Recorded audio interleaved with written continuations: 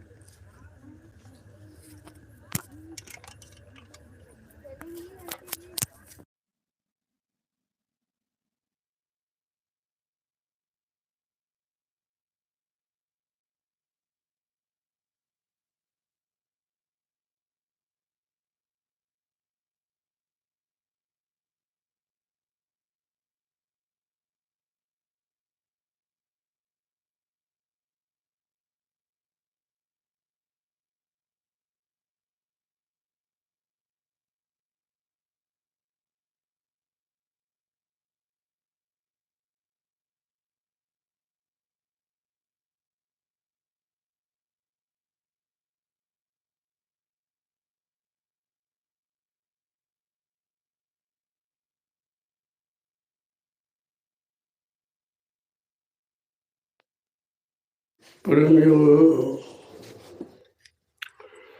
जब कभी ऐसे अवसर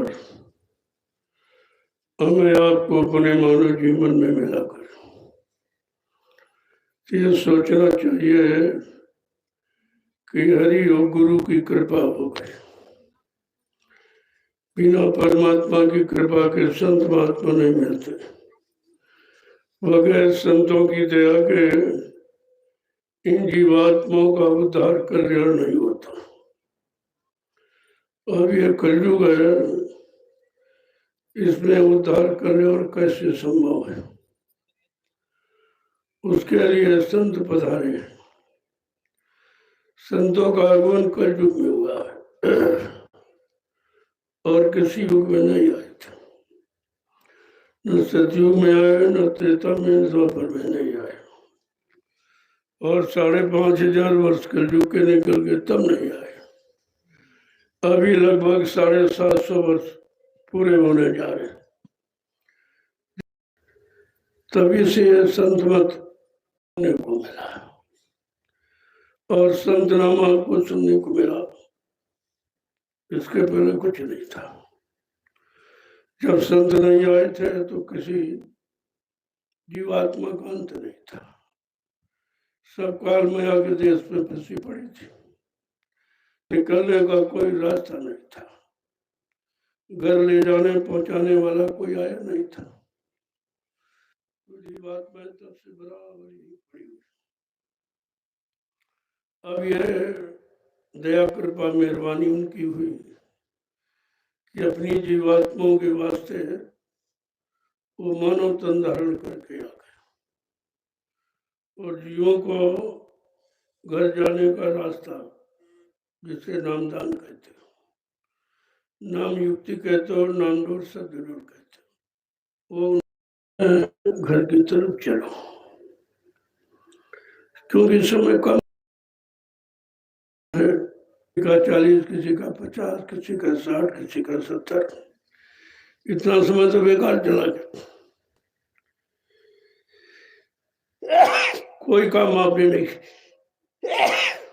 जो करना चाहिए था, जिसके लिए परमात्मा ने मनुष्य मंदिर आपको दिया, वो तो काम आपने किया नहीं। वो पशुओं वाले काम कि खाना पीना, सोना, कमाना, मलमूत्र त्याग करना, आल औलाद बच्चे पैदा करना, इसके अलावा आपने कोई अच्छा काम नहीं किया। ये तो सभी जीव कर रहे हैं, वही आपने किया। लेकिन जो मनुष्य तन आपको मिला है वो प्रभु परमात्मा की प्राप्ति के लिए मिला। अगर ये प्राप्त नहीं होता तो फिर मानव जीवन व्यर्थ माना जाता। अब ये कैसे मिलेगा, कैसे जीवन सार्थक होगा? पिछले जन्मों में जो किया आपने, वो कर्मों की अदायगी कैसे होगी, ये सब सम्मिलित है। उतने कर्म आपने किया जिसकी कोई गणना गिनती आपके पास नहीं हो, लेकिन संत महापुरुष सब जानते हो कहाँ कहाँ जन्म लिया, किन किन योनियों में लिया और क्या क्या आपने किया। उनके पास तुम्हारे सारे जन्मों की कर्मों की बही, वो बराबर देखते रहते और उसी के अनुसार आपको सेवा में लगा देते। भाई किस सेवा से इसकी कर्मों की अदायगी होगी, किस काम से होगी। अब जीव बेचारा तो जानता नहीं है, उसे क्या मालूम भाई ये कर्म क्यों कराया जा रहा। अब ये तुम्हारा कर्मों की अदायगी उसी के द्वारा होनी है, इसके लिए तुम्हारे लिए वो आदेश है। इसलिए एक तरह से नहीं, तमाम तरीके से दरस परस मुखभंजन पाना, इससे भी अदायगी होती है। वो कैसे अदायगी कराएंगे तो उनके ऊपर निर्भर है, और उनको जो हुक्म आदेश हुआ है उसी के अनुसार वो कराएंगे। वो भी अपनी इच्छा से नहीं करते। जो मालिक का हुक्म होता है, जो मालिक की प्रेरणा होती है, उसके द्वारा ही वो काम करते हैं, तभी तो वो काम हो पाएगा। अगर कोई अपनी इच्छा से करना चाहे तो असंभव है। इसीलिए कहा कलयुग में जितने ऋषि मुनि आए, योगी आए, महर्षि आए, ब्रह्मचारी आए, अवतारी शक्तियां, ज्ञानी विज्ञानी, लेकिन वो अपनी इच्छा से कुछ नहीं कर सकते थे। उनको भी इस समय का इशारा, गुरु का इशारा मिला तभी कुछ किया। गुरु हमेशा संकेत इशारा करते हैं, बगैर गुरु के यहाँ कुछ कोई कर ही नहीं सकता। जब उनकी दया होगी तो सब कुछ हो जाएगा। और तुम चाहो नहीं अपनी बुद्धि से, अपने धन से, अपने बल से हम कुछ कर लेंगे तो नहीं कुछ हो।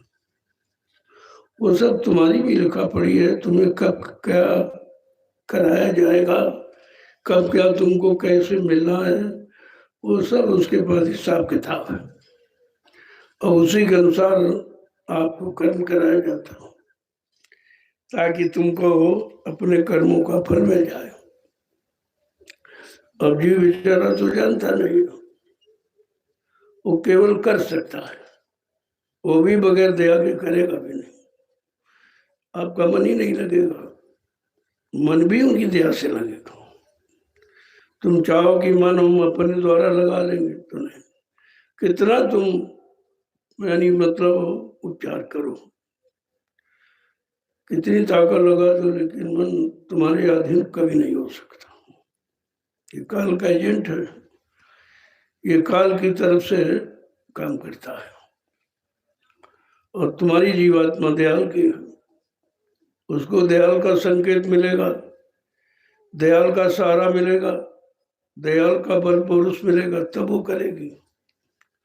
जब वो करेगी तो मन कुछ नहीं कर सकता। जब वो करना शुरू कर देगी गुरु की दया से, गुरु के बल से, तो फिर मन कुछ नहीं, ढीला हो जाएगा। फिर ये मन उसके पीछे पीछे चलेगा। आज मन के पीछे जीवात्मा चल रही, कारण कि गुरु की बात उसने सुनी नहीं है, गुरु की बात उसने मानी नहीं है, तो मन को साथी बना लिया। और वो मन साथी बन गया तो साथी की बात मान रही, और साथी है भोगों का रसिया। जीवात्मा भोग कर नहीं सकती, वो काल माया के किसी सामान का प्रयोग नहीं करती, क्योंकि वो दयाल की है, और दयाल की ये कुछ है नहीं। जो आप दो आंखों से देख रहे हो, यहाँ दयाल का कुछ नहीं, सब काल की व्यवस्था है।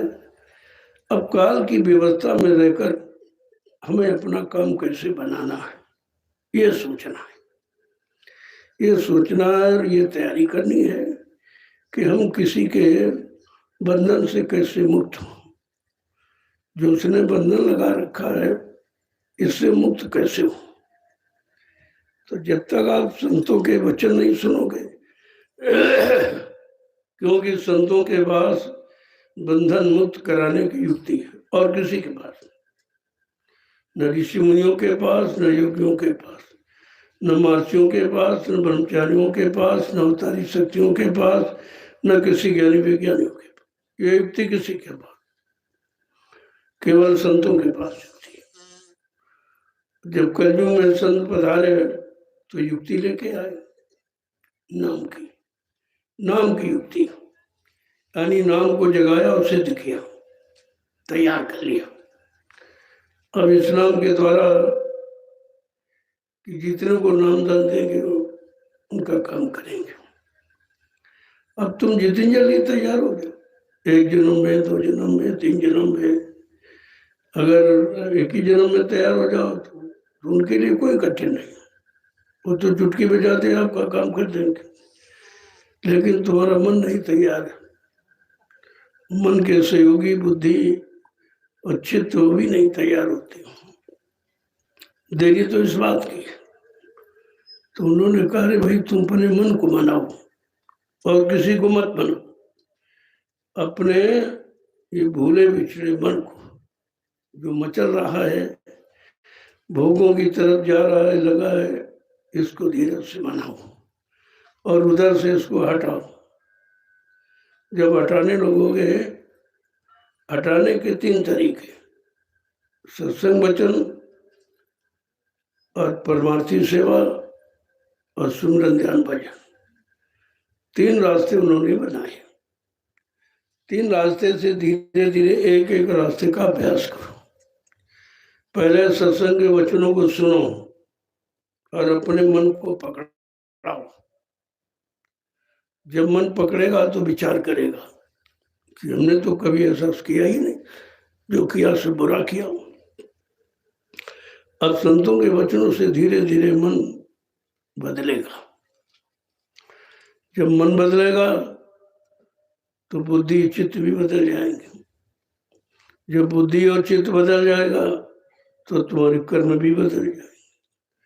जब कर्म बदल जाएंगे तो कर्मों का फल आपको मिलने लगेगा।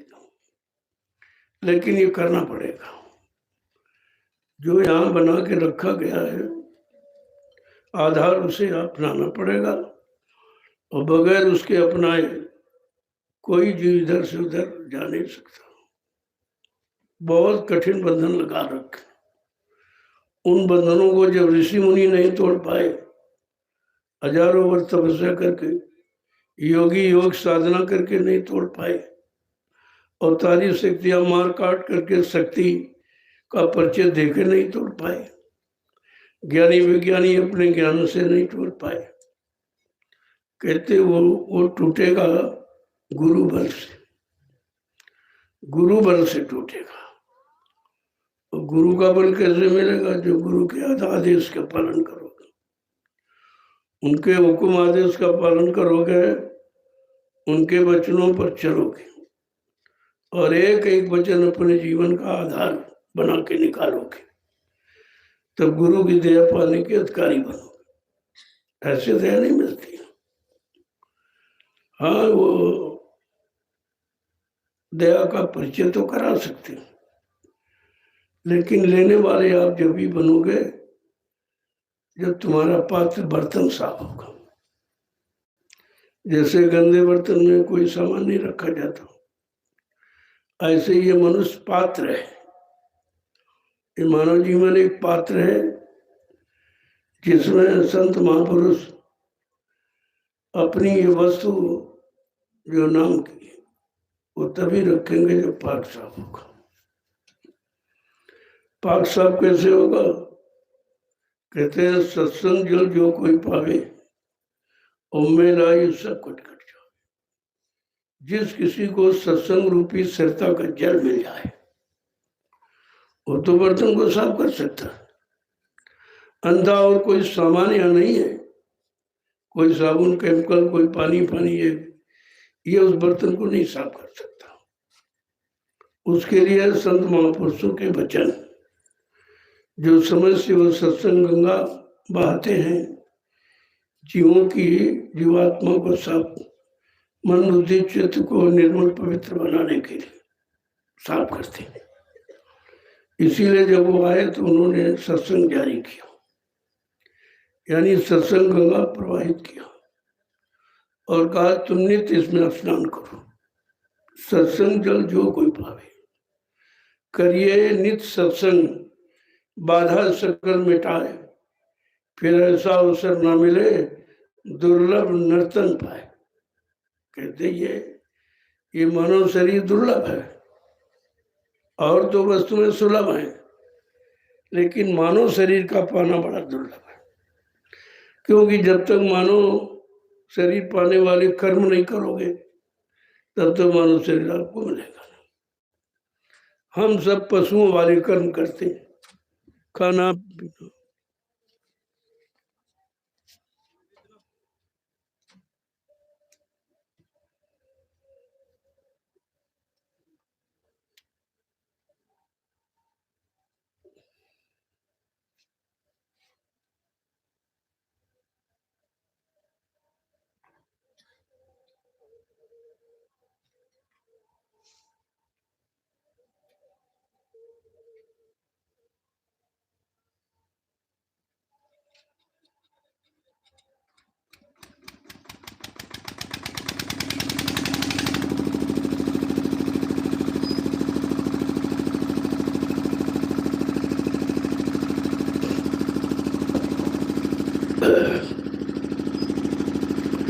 हम सब पशुओं वाले कर्म करते हैं,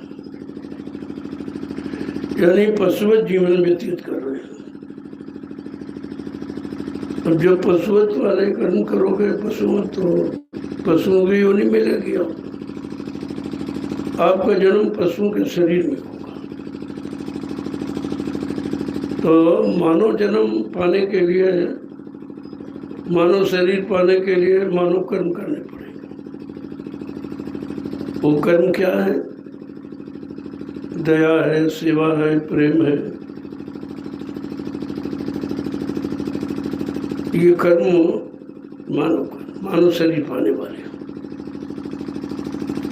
जब इस तरह से जानकारी आपको हो जाए कि कौन सा कर्म करने से कौन से शरीर में जाना पड़ता है, तो आप कम से कम विचार करोगे, अरे भाई मानव शरीर पाना है तो मानव कर्म करे हो, लेकिन मानव कर्म मालूम नहीं है। अभी तो लोगों को पता ही नहीं था। तो पहली जानकारी दी, अरे भाई तुम शाकाहारी बन जाओ। ये शाकाहारी मानव कर्म है, सदाचारी ये मानव कर्म है, ब्रह्मचारी है मानव कर्म, सेवा है, श्रद्धा है, प्रेम है, दया है, ये मानव कर्म है। जब ये सब आप करोगे, एक दूसरे के काम आओगे, एक दूसरे की सेवा करोगे और एक दूसरे की मदद करोगे, सहयोग करोगे, ये मानव कर्म। कहते मनुष्य वही जो मनुष्य के लिए मरे। मानव जीवन दूसरों की मदद के लिए, सहयोग के लिए मिला। जहाँ तक हो सके यथाशक्ति दूसरे की मदद करनी चाहिए। जो तुम्हारे से हो सके, तन की, मन की, धन की, बुद्धि की, विचारों की, ज्ञान की, ये सहयोग है सब। जब इस तरह का भाव आप बना लोगे, तुम्हारा मन निर्मल हो जाएगा। अब जब निर्मल हो जाएगा मन, तो कहते भगवान की प्राप्ति के लिए निर्मल मन की जरूरत है। भगवान को तुम्हारा शरीर, तुम्हारा रूप रंग, तुम्हारी जात बिरादरी, तुम्हारी पढ़ाई लिखाई, तुम्हारा धन दौलत ये नहीं चाहिए। उसको चाहिए निर्मल मन जन सो मोहि पामे। का हमको वो पाएगा जिसका मन निर्मल हो जाए। कितना साफ साफ। और ये काम सबके बस का, लेकिन कर नहीं सकते हो। आपने मन को गंदा कर रखा, एक तरह से नहीं, हजारों तरीके से। तुम मन को गंदा किया और रोज करते हो, और कभी मन को शुद्ध करने की कोशिश नहीं करते। अब जब तक मन नहीं शुद्ध होगा, कहते आपको प्राप्ति नहीं होगी। क्योंकि समग्र कार्यों का आरंभ मन से होता है। मन जीवन का कर्ता धर्ता है। कहते हैं मन के हारे हार, मन के जीते जीत। अगर मन हार गया तो बस कुछ नहीं आप कर सकते, और मन जीत गया तो सब कुछ कर सकते। तो मन जीतेगा कैसे? कहती निर्मलता, चरित्रता, कृतज्ञता, दृढ़ता और स्थिर प्रज्ञता, इससे मन साफ रहता है। ये जीतने के आधार है मन को, और मन जीत गया तो सब कुछ काम बन गया। संत महापुरुषों ने कहा, अरे भाई तुम किसी पीछे मत पड़ो, तुम्हारा ये कोई कुछ नहीं कर सकता, जो कुछ कर रहा हो मन ही कर रहा हो। और तुम कभी एहसास नहीं करते कि हमारा मन ही करता है, कोई नहीं करता। ना कोई तुम्हारा दुश्मन है, ना कोई तुम्हारा विरोधी है, ना तुम्हारा कोई नुकसान करा सकता है। ये सब कुछ कराने वाला मन है। अगर मन के बारे में सोच लो, और ये कोई नहीं कहता कि हमारा मन खराब है। कोई किसी को दोष लगा रहा, कोई किसी को दोष लगा रहा कि ये नहीं ठीक है, ये नहीं ठीक है, मतलब ये हमारा बिगाड़ कर रहा है, ऐसा कुछ नहीं।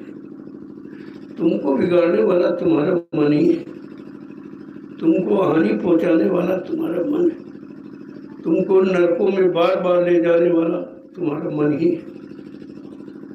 महापुरुषों ने इसीलिए कहा, रे भाई तुम पढ़ो तुम इसी मन के पीछे, और सभी यत्न तजना। तुम्हें कोई यत्न नहीं करना है, केवल अपने मन के पीछे पढ़ो। मन की कमी को निरंतर देखो कि हमारे मन में क्या क्या कमियां, और वो कहाँ देखोगे? जब सत्संग में बैठोगे। सत्संग का एक एक वचन तुम्हारे मन की कमी को एहसास कराता है। लेकिन सत्संग तुम सुनते ही नहीं हो, सुनते हो तो भूल जाते हो, अमल नहीं करते हो, अपने जीवन में कभी उतारते नहीं तो तुमको कहीं लाभ ढूंढने की जरूरत नहीं है। संतों ने जो परमार्थी वचन बनाए, सत्संग वचन जो उन्होंने लिखे हैं, वो केवल सुधार के लिए लिखे। फिर आपको सुधार करने के लिए कहीं जाने की जरूरत नहीं, सत्संगों में आ जाओ और बैठ जाओ। जो भी तुम इच्छा लेके आओ, मन में कोई संकल्प लेके आओ, वो सब तुम्हारे सामने खोल के रख दिया जाए। तब आपको पता चले भाई ये सब कुछ जानते हैं, वो सब जानते हैं, जानते हुए भी अनजान नहीं। वो जानते हैं और आपकी परेशानी को दूर कर सकते हैं। लेकिन अगर उसे दूर कर दिया जाए तो कर्म का बोझा कटेगा नहीं, कर्म नहीं उतरेंगे। इसलिए वो ऐसा काम कभी नहीं करते, क्योंकि बगैर कर्मों के बोझे को उतारे वो जीवात्मा को ले नहीं जा सकते, और वो जीवात्मा को लेने के लिए आए तो फिर ऐसा काम क्यों करेंगे? वो धीरे धीरे बीमारी से, गरीबी से, बदनामी से कोई ना कोई रास्ता आपके लिए निकालते हैं। और ये रास्ते बहुत सरल है, इसमें आपको किसी के सहयोग की आवश्यकता नहीं है। सबसे ज्यादा कर्म बीमारी से करते हैं। जिस जीव को एक बार ले जाना होता है, उसको कोई ना कोई बीमारी लगाए रहती है। जब बीमारी होगी तुम्हारा अहंकार खत्म हो जाएगा, न किसी से लड़ सकते हो, न झगड़ सकते हो, न किसी की निंदा करोगे, न बुराई करोगे, न किसी का नुकसान करोगे। मतलब यानी बुरे कर्मों से बिल्कुल दूर। तो बीमारी कितनी अच्छी है कि तुमको बुरे कर्मों से बचा रही है, तुम्हें मार काट हिंसा से बचा रही है, व्यभिचार से बचा रही, चोरी डकैती से बचा रही। अगर शक्ति बनी रहे तो सब कुछ का डरो, तो उस शक्ति से तुम भक्ति नहीं करोगे, तुम सब नुकसान करोगे। क्योंकि जो शारीरिक शक्ति है ये अहंकार का द्योतक है, इससे अच्छा काम नहीं होता। जवानी मिली तो अच्छे काम के लिए मिली, लेकिन अच्छा काम कोई नहीं करता। जवानी में सब बुरे ही काम करते, तो क्या जवानी बुरे काम के लिए मिली? और महात्मा कहते मेरे भाई जवान जो कुछ करो जवानी में करो, बुढ़ापे में नहीं कर पाओगे। अगर जवानी में प्रभु प्राप्ति आसान है, क्योंकि जीव में सब प्रकार की बर्दाश्त क्षमता होती, हर चीज बर्दाश्त करता, भूख है, प्यास है, नींद है, सब। और जवानी आप बुरे कर्मों में लगाते हो। महात्माओं ने इसीलिए समझा के कहा जीवों के लिए कर ले निष्काल जवानी में, इस 2 दिन की जिंदगानी में भगवान इसी में मिलते हैं, क्यों ढूंढे पत्थर पानी। वो कितनी बड़ी चीज। जो लोग जंगलों में ऋषि मुनि चले गए कि तपस्या से भगवान मिलेगा, नहीं मिला। योगियों ने योग साधना देखा, उससे भी नहीं मिला। अवतारी शक्तियों ने मार काट करके हिंसा करके देखा, नहीं मिला। ज्ञानी विज्ञानियों ने ज्ञान लगाया, उससे भगवान नहीं मिला। वो कहते हैं इसी में मिलते, वो कहीं दूसरी जगह नहीं रहते। उसका जीता जागता प्रमाण उदाहरण है कि तुम्हारी जीवात्मा ये परमात्मा का अंश है।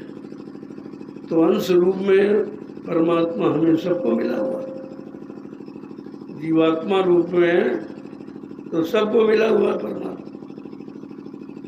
लेकिन समस्या इस बात की है कि अंश रूप ये अपने विस्तृत रूप में कैसे मिलेगा।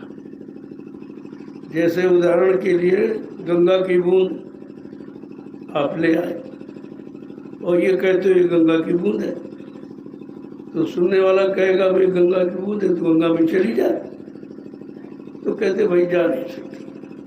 अलग हो जाने पर शक्ति नहीं रहती। अब तो बेसहारे है कि अगर कोई गंगा नहाने वाला उसके हाथ में बूंद दे दो और वो गंगा में अगर डाल दे तो बूंद गंगा ही हो जाएगी। फिर आप डाली बूंद को निकाल नहीं सकते, फिर वो गंगा ही हो जाएगी। इस तरह ही आत्मा अगर संत महात्माओं के शरण में जाकर उनको सौंप दो और वो परमात्मा में मिला दे, तुम्हारे जीवन में परमात्मा हो जाएगी। फिर अंश रूप समाप्त हो जाएगा। जो छोटा रूप शरीरों में है ये खत्म हो जाएगा और ये अपने असली रूप में जाके मिल जाएगी। फिर ये वही हो जाएगी, ये भी परमात्मा हो जाएगी। बस काम इतना ही होना, जो ये शरीर में जीवात्मा अंश रूप में बैठी है इसको परमात्मा से कैसे मिलाया जाए। अगर कोई मिलाने वाला मिल जाए जानकार और जाके एक बार मिला दे, फिर यहाँ कभी नहीं, फिर ये झगड़ा ही खत्म हो जाएगा। आने जाने का, जन्म मरण का ये मतलब नहीं, झगड़ा खत्म हो जाएगा। इस काम के लिए संत महापुरुष आए हैं। इतने युगों के बाद ये मौका जीवात्माओं को मिल रहा है अपने घर जाने का, और इसमें भी लोग चूक रहे हैं। चूक गए तो हम कितने को लाए, खड़ा किया, सब भटक गए, सब चूक गए। लेकिन जो ले जाने आया है वो तो ले जाएगा, वो तो अपना काम करेगा, उसे कोई मना नहीं कर सकता। अब ये है कि एक बार तुम्हें जगाया गया, तुम नहीं ठीक पाए तो दोबारा फिर मौका दिया जा रहा, फिर नहीं अगर ठीक पाए तो फिर बार बार मौका थोड़ी मिलेगा कि बार बार तुम भागते रहो बुलाते रहे, भागते रहो बुलाते रहे, ऐसा नहीं। अब ये दोबारा जो मौका आपको मिला है जागरण का, जो जगाया जा रहा, जानकारी दी जा रही है ताकि आप अपना काम बना लो। अगर फिर अवसर तुम्हारे हाथ से निकल गया तो फिर ये काम आप नहीं कर सकते। फिर पता नहीं किस शरीर में तुम्हारा जन्म हो, कर्मानुसार, पशुओं में, पक्षियों में, जंगली जानवरों में, कीड़े मकोड़ों में, तो वहाँ तो ये जीवात्मा जाग नहीं सकती और उनको कोई जगह भी नहीं सकता। तो इसलिए मानव शरीर में जो अधिकार मिला है उसका प्रयोग कर लो। समय से अपना काम बना लो तो ये तुम्हारी बुद्धिमानी होगी, और नहीं बना हुआ तो फिर 84 में जाना पड़ेगा। कब अब की चूके फिर 84 जाओ। और इस मानव शरीर में चूक गए, ये मानव शरीर व्यर्थ में निकल गया और आत्मा को नहीं जगा पाए और संत महापुरुषों की शरण में नहीं जा पाए और उनसे युक्ति नहीं ले पाए तो फिर दोबारा थोड़ी मिलेगा। जो लोग सोते हैं फिर मिल जाएगा, इन बेचारों को कुछ मालूम नहीं, बिल्कुल बेखौफ है। इन्हें कुछ नहीं पता कि मानव शरीर क्या है, क्यों दिया गया है, इसका कारण क्या है, मतलब इनको कुछ नहीं पता।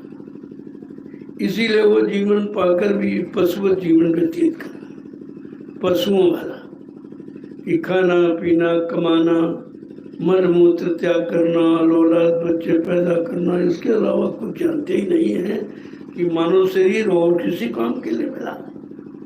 जबकि संत महापुरुष कहते रहे भाई ये मानव शरीर भोगों के लिए नहीं, या तन का फल विषय न भाई, स्वर्गो स्वल्प अंत दुखदाई, का यह शरीर विषय भोग के लिए नहीं मिला है, नहीं तो बाद में आपको पछताना पड़ेगा। कहते हैं नर्तन पाए विषय मन देही, पलट सुधाते 60 विषय। मानव शरीर पाकर विषय भोगों में गंवा दिया तो आपने वही किया कि कांच को पकड़ लिया और हीरा को फेंक दिया, हीरा को फेंक दिया। हीरा जन्म है ये। तो सब तरह से महापुरुषों ने समझाने की कोशिश की कि अगर ये मानव शरीर न जागे न चेते तो दोबारा कोई ऐसा शरीर नहीं है जिसमें तुम जाग सको। इसलिए संत महापुरुष मानव शरीर के लिए आते हैं, मानव शरीर में स्थित जीवात्मा को जगाने के लिए आते हैं और उसको अपना बल पौरुष देकर खड़ा करके परमात्मा से मिलाने के लिए आते हैं। वैसे तो मिल नहीं सकती है, क्योंकि पता नहीं कितने जन्म निकल गए, गिनती नहीं है। वो भूल गई है, रास्ता भी भूल गई है, ये भी भूल गई हम कहाँ से आई हैं और कैसे आई हैं, अब वहाँ कैसे, वहाँ भ्रमित हो गई, कैसे भूल गई। इतना लंबा समय निकल गया है, अब उसको कुछ याद नहीं। और यही काल माया की करतूत में फंस गई, क्योंकि जो उसने देखा, कानों से सुना, उसी को मान लिया। और ये मानते मानते मानते कितना समय निकल गया, वही गणना गिनती नहीं है। जब लंबा समय निकल जाता तो आप रास्ता भूल जाते हो कि भाई आए तो थे लेकिन बहुत समय निकल गया और रास्ता का ध्यान नहीं रहा। ऐसे जीवात्मा को आए जहाँ कितने युग निकल गए, अब वो अपने असली रास्ते को भूल गए कि हम अपने घर से किधर से आए थे और किसके सहारे आए थे और यहाँ किसने हमको भ्रमित कर दिया, और कितना समय निकल गया, हम अपने देश को और अपने घर को भूल गए। बहुत लंबा समय निकल जाने के बाद भूल भ्रम हो ही जाता है। तो कहा चलो जीवात्मा भूल गई है, अब एक बार इसको मौका दे दिया जाए। उन्होंने दया की, बाकी दया किसी ने की नहीं है। उन्होंने दिया कि चलो अपनी जीवात्मा को एक बार फिर मौका दे के ले आए। बेचारी भूल गई है, इसका कोई दोष नहीं है, तो फिर लेने के लिए आ गई। और लेने के लिए आ गए तो रास्ता आपको बता रहे कि इधर से तुम्हारे घर का रास्ता इधर है, इधर नहीं है, इधर संसार में आने जाने का रास्ता है। ये जो तुम भोग भोगते हो ये संसार में आने जाने के रास्ते हैं। और जब भोग को जान जाओगे कि अरे रास्ता गलत है, हमारी शक्तिहीनता का रास्ता है, हमारी शक्ति बर्बाद होती है, तो जैसे आप में ये भावना आई तो योग की तरफ चलोगे। कौन सा योग? नाम योग, सुरत सत योग। ये असली रास्ता। वैसे गीता में तो सांख्य योग, कर्म योग, मीमांसा योग ये शरीर का योग था। शरीर को हस्त पुष्ट बनाने के लिए योग रखा गया था, लेकिन जीवात्मा को हस्त पुष्ट बनाने के लिए सुरसत योग है। तो हमें जीवात्मा को जगा के परमात्मा से मिलाना, हमें अपने घर जाना, हमको यहाँ थोड़ी रहना जहाँ ये हम बलवान बने, धनवान बने, बुद्धिमान बने। ये तो जिसको बनना, जिसको यहाँ रहना हो, जिनको काल माया के देश में रहना है, वो धनवान, बलवान, बुद्धिमान बने। और जिसको अपने घर जाना है वो इसको छोड़ करके सुरसत योग की साधना करे। यह साधना अपने घर को जाने की है। और बाकी जितनी पूजा पाठ, जितना जो कुछ, ये सब यही है। शरीर इंद्रियों से है, करने वाली पूजा पाठ तुम्हारा शरीर तक सीमित है और शरीर नाशवान है। एक दिन खत्म हो जाएगा, पूजा भी खत्म हो जाएगी। इसलिए संतों ने कहा, अरे भाई शरीर तो नाशवान है, लेकिन शरीर से भी सुरसत योग भी किया जा सकता है।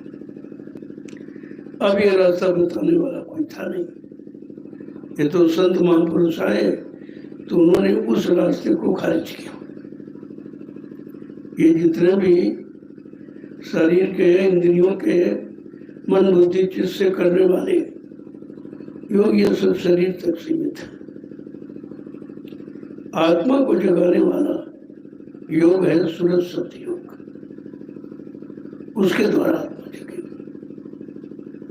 जैसे ये योग करते हो, सांख्य योग है, कर्म योग है, मीमांसा योग है, दृढ़ योग है, ये तो मन को, तन के लिए, शरीर को बलवान बनाने वाले, मन को बलवान शक्तिमान बनाने वाले। लेकिन जीवात्मा को बलवान बनाने वाला वो है सुरसत योग। और उस सदगुरु के सिवा यह साधना किसी को मालूम नहीं है कि सुरसत योग क्या है। उन्होंने सुरसत योग की साधना का विधान यहाँ रखा और जीवों को बताया और सिखाया उनको। जो मान गए, सीखने लगे, अभ्यास करने लगे, धीरे धीरे धीरे वो समझ गए कि वास्तविकता क्या है, असलियत क्या है, सत्यता क्या है।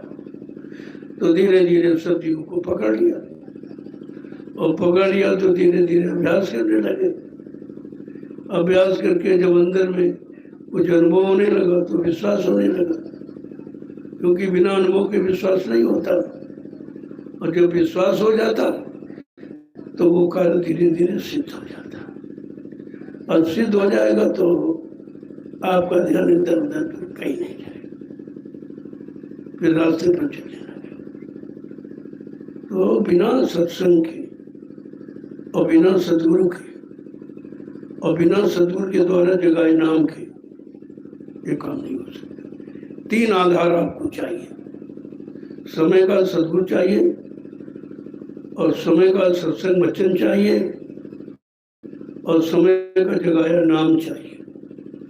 तब ये काम संभव। और आपको ये तीनों चीजें मिल गई समय से। सदगुरु भी मिल गए, जगाया नाम भी मिल गया, और सत्संग वचन भी आपको मिल गया। लेकिन विश्वास नहीं, कमी किस बात की? आपको विश्वास नहीं। आपके अंदर पक्का विश्वास, दृढ़ता नहीं है कि नहीं ये सत्य है, इसके अलावा सत्य कुछ नहीं है, यही सच्चे सदगुरु है, सदगुरु दूसरा कोई नहीं है, इनके सिवा और कोई कर ही नहीं सकता। जब इतनी दृढ़ता आ गई और एक भरोसे, एक बल, एक आस विश्वास, तो फिर काम में देर कहाँ। जब एक को पकड़ लिया और फिर दूसरा दिखाई नहीं देता। जैसे जब तक शादी नहीं होती लड़की तो उसका मन इधर उधर भागता है। कभी कहती है भाई ये इंजीनियर है, ये डॉक्टर है, इसके साथ शादी हो जाए, इसके साथ शादी, तमाम जगह मन लगता। और जब हो जाती है तो सब खत्म। फिर एक के सारे हो गए। जब एक के सारे हो गई, का एक के साधे सब साधे, सब साधे सब जान। जिसने एक को पकड़ लिया तो तुम्हारा काम करेगा, और तुम सबको पकड़ोगे तो कोई नहीं काम करेगा। इसलिए वेश्या का कोई पति नहीं होता।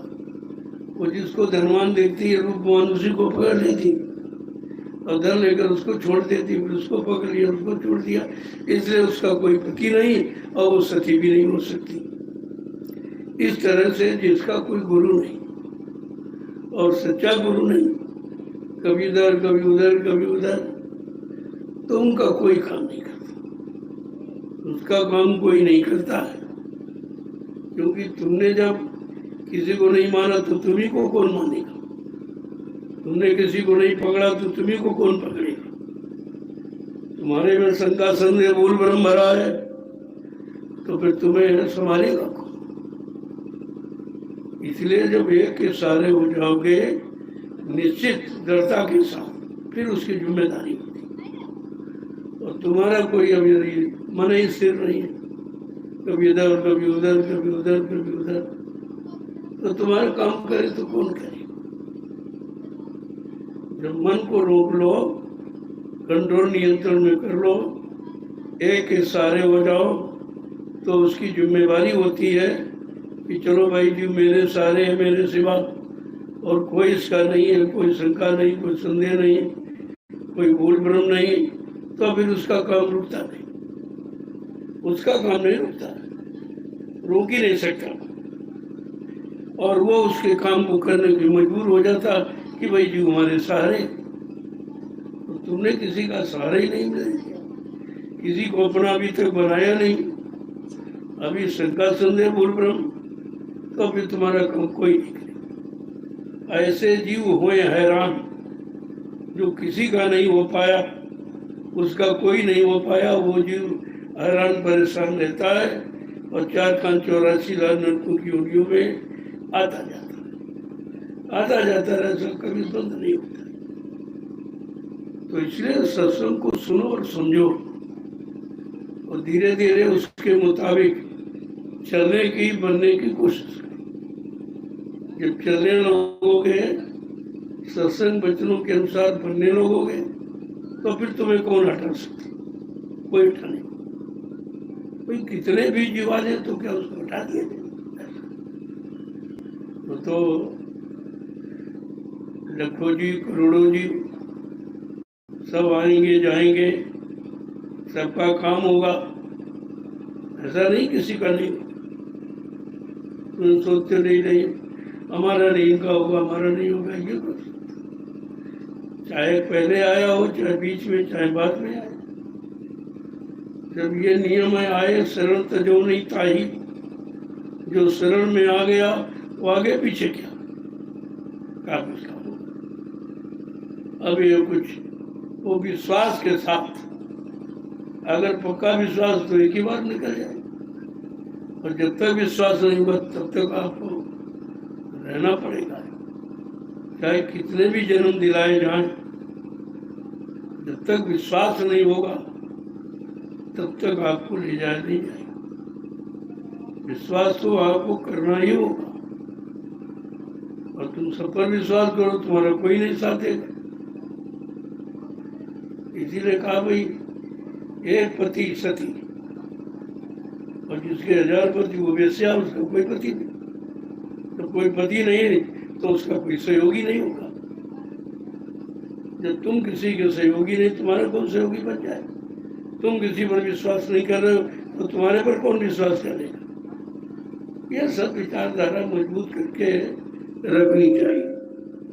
संत मत के जीव को बहुत सोच समझ के कदम उठाना चाहिए कि कोई कदम ऐसी जगह न पड़े जिससे कोई हमारा परमार्थ में रुकावट आ जाए, हमारी चढ़ाई में कोई रुकावट आ जाए, हमारी आध्यात्मिकता में कोई कमी आ जाए। क्योंकि भौतिकता में तो सब कमी आध्यात्मिकता में कोई कमी नहीं होनी चाहिए। सोचो ये कि अध्यात्म में कोई कमी नहीं, भौतिक चाहे बिगड़ जाए चाहे बन जाए, क्योंकि वो तो बिगड़ने वाला है, लेकिन अध्यात्म न बिगड़े, विचार ऐसा होना चाहिए। ये साधक के, सच्चे साधक के, अच्छे साधक के विचार हैं कि हमारा अध्यात्म न बिगड़े, चाहे सब बिगड़ जाए। संसार बिगड़ जाए, परिवार बिगड़ जाए, सब कुछ बिगड़ जाए, लेकिन हमारा अध्यात्म बिगड़े, क्योंकि ये हमको ले जाने वाला। अगर भौतिक बन भी गया तो भौतिक आपको ले नहीं जाएगा, वो खुद ही नहीं जाएगा। भौतिक क्या तुम्हें क्या ले जाएगा? भौतिक में कितना भी आप इकट्ठा करो वो सब यही रह जाएगा, और भौतिक में फंसा दी भी यही रह जाएगा। इसलिए भौतिक में न फंसो, अध्यात्म में फंसो। भौतिक को न पकड़ो, अध्यात्म को पकड़ो, जिसकी पकड़ कभी ढीली कभी कमजोर नहीं होती। अध्यात्म की पकड़ इतनी मजबूत होती है कि जीव न भी जाए लेकिन वो घसीट के ले जाए, वो बीच में छोड़ता नहीं है, क्योंकि उसका वादा, उसकी पकड़ सच्ची होती है। और भौतिक तो झूठे झूठ सब, आज पकड़ेगा कल छोड़ देगा, आज गरीब बनाएगा कल अमीर बनाएगा, आज अच्छा बनाएगा कल खराब बनाएगा। क्योंकि गरीब बनाएगा नहीं तो तुम बार बार पैदा नहीं होगे, बार बार पैदा नहीं होगे तो उसका राज कैसे चलेगा? इसलिए तुमसे अच्छे बुरे कर्म सब कराएगा, और अध्यात्म में अच्छा और बुरा सब छुड़ाया जाता है, क्योंकि अच्छा भी फंसा और बुरा भी फंसा, ये दोनों कर्म फंसाने वाले। अच्छे में फंस जाओगे तभी आपको यही रहना पड़ेगा, और बुरे में फंस गए तभी यहाँ रहना पड़ेगा। इसलिए अच्छे बुरे को छोड़कर, यानी कोई कर्म ना अच्छा रहे न बुरा। जब कर्म छूट जाएगा, कर्म बंधनों से मुक्त हो जाओगे, तो फिर तुम्हें कोई रोक नहीं सकता। तुम्हारा जीवात्मा को कोई रोकने वाला। सत्संग जिसे कहते हैं, सत्संग कोई गाना बजाना नहीं, इसलिए बड़ा रूखा फीका होता। बहुत कम लोग सत्संग में आते हैं, क्योंकि थोड़े लोग ही तो जा पाएंगे, सबके सब थोड़ी चले जाए। क्या काल का देश खाली हो जाए? उसने भी तपस्या की है, हजारों वर्ष सत्पुरुष की तपस्या करके ये भंडार उसने मांग के ले आया है, तो उसका भी तो राज चलेगा। और कभी भी संत महापुरुष उसके राज को खत्म नहीं कर सकते, लेकिन करते। और उसने भी वादा करा लिया कि आप आए हो जीवों को ले जाने के लिए, मैं मना नहीं कर सकता आपको, लेकिन 3 आप वादे करो कि जीव के साथ जबरदस्ती नहीं करो, अपनी शक्ति के द्वारा नहीं ले जाओगे, भक्ति के द्वारा जाने दो, उसको भक्ति करो, भक्ति कराओ, भक्ति करके जाए, लेकिन शक्ति से जबरदस्ती आप नहीं ले जाओ। और पिछले जन्म की याद नहीं कराओ, नहीं हमारा कर्म कर्जा नहीं देगा। और जिस जन्म ये पैदा हो उसमें नफरत न होगी, तभी हमारा कर्म कर्जा उतारेगा। इसलिए 3 वादे, 3 वाचा उसने करा लिए काल ने सदगुरु से। इसलिए सदगुरु समर्थ होते हुए भी किसी के साथ, जीव के साथ जबरदस्ती नहीं करते। सिखाते हैं, बताते हैं, समझाते हैं, सहयोग करते हैं, सब कुछ करते हैं, बचाते हैं आपको, लेकिन जबरदस्ती करके ले नहीं जाते। वो कर्म करा के ही ले जाए, क्योंकि काल के यहाँ विधान है कि बिना कर्म किए आप किसी को कुछ दोगे नहीं। अध्यात्म दोगे तो आध्यात्मिक कर्म करो, साधना का लाभ दोगे तो साधना कराओ उसको, घर पहुंचाने का लाभ दोगे तो घर पहुंचाने की जो साधना वो आप पूरी कराइए उससे, तब ले जाओ। देखो कैसा, कितना होशियार काल है कि दयाल से उसने वादा करा दिया कि आप ये करोगे, बाकी जीवों को ले जाओ। तो इससे अब आप समझिए कि है तो सरल, लेकिन कठिन कितना है कि काल ने दयाल से वादा करा दिया कि आप ये 3 काम नहीं करोगे। जीव को ले जाओ, मैं मना नहीं कर सकता, लेकिन आप जबरदस्ती मत करना। आपके पास शक्ति है, मैं जानता हूँ, उस शक्ति के द्वारा आप अपने जीवों को सदे ले जा सकते, देह सहित, और ऊपर के किसी मंडल में ठहराकर उसके जितने भी कर्म बाकी उसकी अदायगी आप करा दोगे, और हमको उसकी खबर भी नहीं लगी। ये मैं जानता हूँ, वो भी जानता है। कि दयाल का पावर कितना, लेकिन कहा आपने उस पावर का प्रयोग मत करना, मेरा राज खत्म हो जाएगा। मैंने भी तपस्या की, ऐसे नहीं मिला। तो कहते नहीं नहीं, मैं जबरदस्ती नहीं करूंगा, मैं उनको युक्ति देकर और अभ्यास करा के ले जाऊंगा। लेकिन ये कहा था किसी किसी जीव पर मैं अपनी शक्ति का प्रयोग कर सकता हूं, जो हमारे पर आत्मसमर्पित है, पूर्ण विश्वास है, एकदम शंका संदेह भूल भ्रम से एकदम रहित है, स्वप्न में भी विरोध नहीं आने देता, ऐसे जीव को तुम अपनी शक्ति का प्रयोग करके ले जा सकते। लेकिन सब पर ही दया नहीं, किसी किसी को देखो वो खास जीव होता है, ऐसे कोई खास नहीं हो जाता। वो आप बोलते ये खास वो खास हम खास नहीं, ऐसा कुछ। तो बिना भक्ति के शक्ति नहीं, और बिना शक्ति के युक्ति नहीं, बिना युक्ति के मुक्ति नहीं। ये रास्ते आपको तय करने पड़ेंगे। अब देखिए, परमात्मा मिलना बड़ा सरल, लेकिन परमात्मा की युक्ति नहीं बताई गई।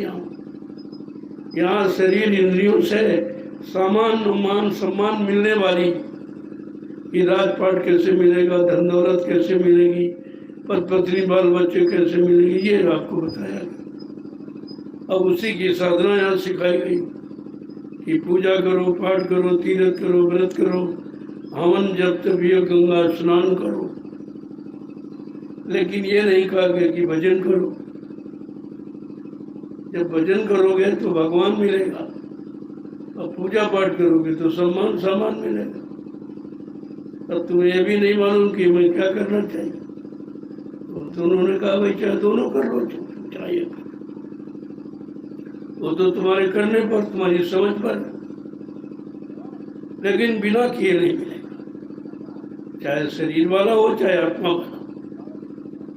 जब आत्मिक कर्म करोगे तो परमात्मा भी मिलेगा, और शारीरिक कर्म करोगे तो शरीर के लिए मान सम्मान, पत्नी बाल बच्चे मिल जाएगा, और ये मिलेगा तो ये छूट जाएगा, और वो मिल जाएगा तो सब चला जाएगा।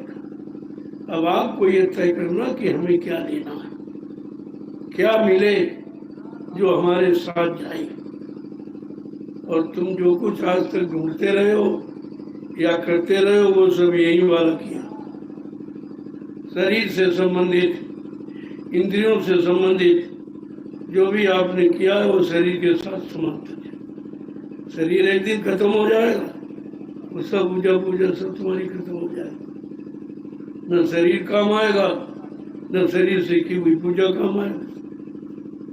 ये समझ इतनी जल्दी नहीं आती। बहुर काल करिए सत्संगा, तबे होए संशय सब भंगा।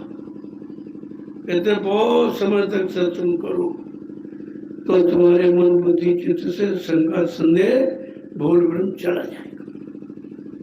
अब सत्संग करते ही नहीं बातें सो जाती हो, सत्संग में तो नींद आ जाती है, सत्संग भी तुम्हारे से नहीं होता, और वचन भी याद नहीं होते। ये शंका संदेह भूल भ्रम कैसे जाएगा? अरे जिसका जो तरीका है वो तरीका तो आपको अपनाना पड़ेगा। जिस तरीके से जो काम होता है और जिस काम से जो सफलता जो फल मिलता है वो तो आपको करना पड़ेगा। तो इसलिए जबरदस्ती कोई नहीं किया जाता। कर तो सकते हैं, उनके पास सब कुछ, लेकिन वो भी देख के करते कि कौन बर्तन मजबूत है कौन कमजोर है। पता नहीं वस्तु रख दी जाए, बर्तन ही खराब है तो वस्तु खराब हो जाएगी, बर्तन भी खराब हो जाएगा। ऐसा काम थोड़ी किया जाता। तो आपको अगर लेना है तो उनके अनुसार आपको बनना पड़ेगा, और जब तक वो अपने अनुसार बना नहीं लेंगे आपको अपनी चीज देंगे नहीं। कोई नहीं देता है। किसी से कोई वस्तु चाहते हो तो उसकी खिदमत सेवा करनी पड़ती, और जो मेहनत करते हो तरह तरह से, तब आपको वो चीज मिलती है। और तुम परमात्मा प्राप्त करना चाहते हो, है कुछ नहीं, न आरजू है, न मेहनत है, न विश्वास है, न श्रद्धा है, न सेवा है, न भाव है, कुछ नहीं, तो ऐसे मिल जाए। अरे भाई, किसी चीज को पाने के लिए कुछ खोना पड़ता है, ऐसे नहीं मिलता। कहते नहीं कि खुद ही को मिटा दो तो खुदा मिल जाएगा। अगर परमात्मा को पाना है तो अपने आप को न्यौछावर करना पड़ेगा, मिटाना पड़ेगा। हम कुछ नहीं है, कोई काम नहीं, कोई क्रोध नहीं, कोई लोभ नहीं, कोई मोह नहीं, कोई अहंकार, कोई ईर्ष्या, राग, द्वेष, ये सब खत्म करना पड़ेगा, तब वो मिलेगा। बगैर ये खत्म किए गंदगी में कुछ नहीं मिलेगा। अगर किसी तरह की गंदगी रह गई तो फिर आप परमात्मा नहीं पा सकते। परमात्मा की ये सारी गंदगी खत्म करनी पड़ेगी, पाक साफ निर्मल पवित्र बनना ही पड़ेगा, तब वो परमात्मा मिलेगा, ऐसे नहीं। अभी तो आप गंदगी भरे बैठे और शिकायत करते हो, ये नहीं हो रहा, वो नहीं हो रहा, वो। अरे जब यही नहीं हो रहा तो वो कैसे होगा? पहले ये करो जिससे पाक साफ निर्मल पवित्र हो जाओ, तब उसकी इच्छा करना वो चीज मिलेगी, ऐसे मिलने वाली नहीं है। इसलिए सत्संग जीवों को साफ करता है। ये साबुन है सत्संग एक तरह, ये लगा दो तो गंदगी खत्म हो जाए। जो मन पर गंदगी चढ़ी है वो सत्संग रूपी स्थिरता और नाम रूपी साबुन, सत्संग रूपी स्थिरता में जब धो दोगे और नाम रूपी साबुन लगा दोगे तो साफ हो जाए। जब मन साफ हो जाएगा तो धीरे धीरे सब साफ हो जाएगा। अरे मन की गंदगी तो तुम्हें रोके है। अगर मन की मन में गंदगी न होती तो कोई जीवात्मा यहाँ नहीं फंसती, सब घर चली जाती। मन की गंदगी से रुके हो, क्योंकि मन गंदगी के सिवा और कोई सलाह देता ही। सब गंदे काम, बुरे काम, यही भोगों के काम, सब मतलब यानी फंसने फंसाने के काम की सलाह देता है, कभी अच्छी सलाह देता नहीं, और तुम उसी मन की बात मानते हो, तो कैसे निकलो? कभी नहीं निकल पाओ। तब संत महापुरुषों ने कहा, अरे भाई मन के कहे चलो मत कोई, अब सदगुरु कहे करो तुम सोई। तुम इतने युगों से मन का कहना मान रहे हो तो यहीं पड़े हो। कभी पशुओं में जन्म हो रहा, कभी पक्षियों में, कभी जंगली जानवरों में, कभी कीड़े मकोड़ों में, निकल नहीं पाए। तो कहा जरा सदगुरु के वचनों को मानो, तो अपनी इस देश काल माया के देश से निकलो और अपने घर चलो, फिर यहाँ तुम्हें कभी नहीं आना पड़ेगा।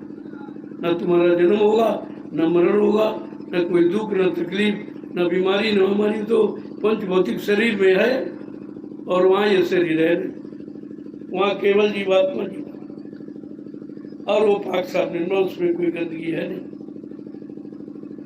वचनों को पकड़ने की कोशिश किया करो, सुनो कम, पकड़ो ज्यादा। और तुम सुनते जाता हो और सुनाते जाते हो, पकड़ते नहीं, वो करते भी नहीं, तब तो काम कैसे बनेगा? बनने वाली बात तुम्हारी सुनने कहाँ थी? बिगड़ने वाली बात जल्दी समझ में आ जाती, क्योंकि मन बिगड़ा हुआ, और बिगड़े मन की बात मानते हो, सलाह मानते हो, तो तुम कैसे बनोगे? तुम कभी बनी नहीं। लेकिन महात्मा तुमको बनाने के लिए बनाने की कोशिश करते हैं सब तरह से। ऐसा नहीं, तुम्हारी मदद सब प्रत्यक्ष प्रत्यक्ष दोनों तरफ से आपकी मदद करती है, क्योंकि वो मदद के लिए आए। परमार्थ के कारण साधु धरा शरीर, साधु संत महात्मा परमार्थ के लिए शरीर धारण किए, अपने स्वार्थ, अपने लोभ लालच के लिए नहीं। उनमें कोई लोभ लालच न काम है, न क्रोध है, न लोभ है, न मोह है, न अहंकार है, न ईर्ष्या, न राग द्वेष, न अपना, न पराया, ये कुछ नहीं। वो बिल्कुल पाक साफ निर्मल पवित्र है, उनकी दृष्टि भी पवित्र है, उनके भाव विचार सब पवित्र है, और तुमको भी पवित्रता की तरफ ले जाना चाहते, तुमको भी अंदर बाहर पवित्र बनाना चाहते, लेकिन तुम बनने के लिए तैयार है, तुम मचल जाते हो। तुम्हारा मन मचल जाता बच्चे की तरह, तुम बनने ही नहीं चाहते हो, और जो मन मचलता रहता तो फिर कभी नहीं कर। इस मन को संभालो, इसको कहते बड़ा बैरी है मन घट में, इसी को जीतना कठिन। सबसे बड़ा तुम्हारा बैरी दुश्मन तुम्हारा मन है, और तुम्हारे अंदर बैठा, और तुम उसको पहचान नहीं पा रहे, उसको निकाल भी पा रहे हैं। अगर दुश्मन को पालोगे तो क्या विजय कराएगा, क्या लाभ देगा? वो तो हानि कराएगा, वो तो नरकों की तरफ ले जाएगा, कभी निकलने की बातें नहीं बताएगा, और तुम उसी मन की सलाह मानते हो। संत महापुरुष कहते हैं, अरे बड़ा बैरी है मन घट में, इसी को जीतना कठिना। इसको जीतो, इस दुश्मन को। अड़ोसी पड़ोसी ये नहीं खराब, तुम्हारा मन खराब। ये खराबी क्यों देखता, खराबी क्यों सोचता, और खराबी की तरफ भर भर क्यों जाता? इसका मतलब इसको खराबी की बड़ी पकड़ है, खराबी की बड़ी पहचान है, अच्छाई की नहीं पहचान। तो कहते हैं पढ़ो तुम इसी के पीछे, और सभी यत्न तजना। अब आपको शारीरिक कोई यत्न, कोई पूजा पाठ तीर्थ कुछ नहीं, इससे मन ठीक हो ही नहीं सकता। कितने दिन से आप पूजा पाठ कर रहे, मन ठीक हुआ? अरे मन ठीक हुआ, कोई बीमारी गई, कोई कष्ट दूर हुआ और बढ़ गए, बीमारियां बढ़ गई, परेशानी बढ़ गए, लड़ाई झगड़े बढ़ गए, दैवी प्रकोप बढ़ गए, दुर्घटनाएं बढ़ गई, अकाल मौतें बढ़ गई, कोई काम तो पूजा पाठ ने किया नहीं। तो जरा भजन करके देखो। संत महापुरुषों ने कहा, जो तुमने आज तक शरीर इंद्रियों से किया उससे तो कोई काम तुम्हारा बना नहीं। तुम समझते थे इनसे परेशानी, मुसीबत, दुख तकलीफ चली जाएगी, तो निरंतर बढ़ रहे रात दिन। डॉक्टर वैद हकीम बढ़ा दिए अस्पताल, और बीमारी हजारों गुना आगे बैठी। ये नित नई बीमारियां हो रही, क्योंकि बीमारी जिससे पैदा हो रही उस पर आपका कोई नियंत्रण है नहीं। वो गंदा खान पान और गंदे कर्म ये बीमारी को बढ़ाते हैं, और दोनों काम हो रहे, गंदा खान पान भी खूब सिखाया कराया जा रहा, और गंदे कर्म भी। जब गंदा खान पान करोगे तो कर्म कोई अच्छे थोड़ी होंगे तुम्हारे से। तुम्हारा मन अच्छे कर्मों की सलाह ही नहीं देगा, सब बुरे कर्मों भोगों की सलाह देगा। तो कभी बैठकर तुम अपने मन के बारे में सोचते हो, सबके बारे में सोचते हो, ये है वो है वो। अरे अपने मन के बारे में सोचो कि जब से हम सत्संग में आए कितना ठीक हुआ, कि खराबी खराब हो रहा, तो फिर ठीक कब करोगे? समय जा रहा, अब भी वापिस लौटो, मन को वापिस लौटा लो, और गुरु वचनों में लगाओ इसको, ताकि समय कम है और तुम्हारा कम समय में काम हो जाए। मालिक तो इतना समर्थ है, वो तो इतने थोड़े समय में कहते हैं हम तो चुटकी बजाते तुम्हारा काम कर देंगे, लेकिन चुटकी बजाते में तुम जिंदा ही नहीं रह पाओगे, मर जाओगे, तो काम फिर कैसे किया जाए?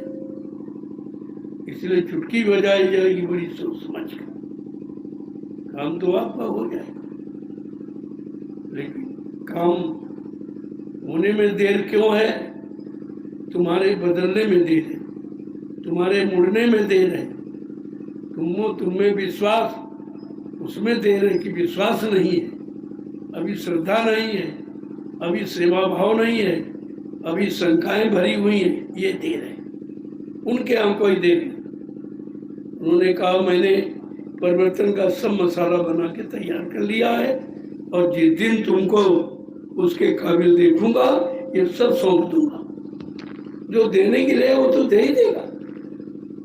अरे भाई, बाप ने जो कमाया वो बच्चों के लिए कमाया, लेकिन वो भी देखता कि कौन बच्चा हमारी पूंजी को संभाल के रखेगा, कौन बच्चा पूंजी को बढ़ा देगा, कौन बच्चा पूंजी को बर्बाद कर देगा। पूत, सपूत, कपूत तीन होते। पूत वही जो पिता की संपत्ति को बरकरार रखे, सपूत वह जो पिता की संपत्ति को बढ़ा दे, और कपूत है जो पिता की संपत्ति भक्ति को बर्बाद कर दे। अब पिता किसको देगा? जो बढ़ाएगा या जो बरकरार रखे, लेकिन कपूत को नहीं देगा। ऐसे गुरु भक्ति किसको देगा? जो भक्त भक्ति में तरक्की कर रहा है, भक्ति में विश्वास कर रहा है और निरंतर भक्ति बढ़ाने की प्रयास में है, उसको देगा। वो भी देखता है कि अर्थार्थी, जिज्ञासु और ज्ञानी 4 तरह के भक्त हैं। तुम कौन से भक्त हो? तुम मान सम्मान चाहने वाले हो कि धन दौलत जमीन जायदाद चाहने वाले हो कि बाल बच्चे चाहने वाले हो कि तुम परमात्मा को प्राप्त करना चाहते हो? तो भगवान को चाहने वाले तुम्हारी चाह क्या है? तुम्हारी चाह के अनुसार ही तो ये होगा। अब तुम्हें यही नहीं मालूम है कि हमको कौन सी चाह रखनी चाहिए।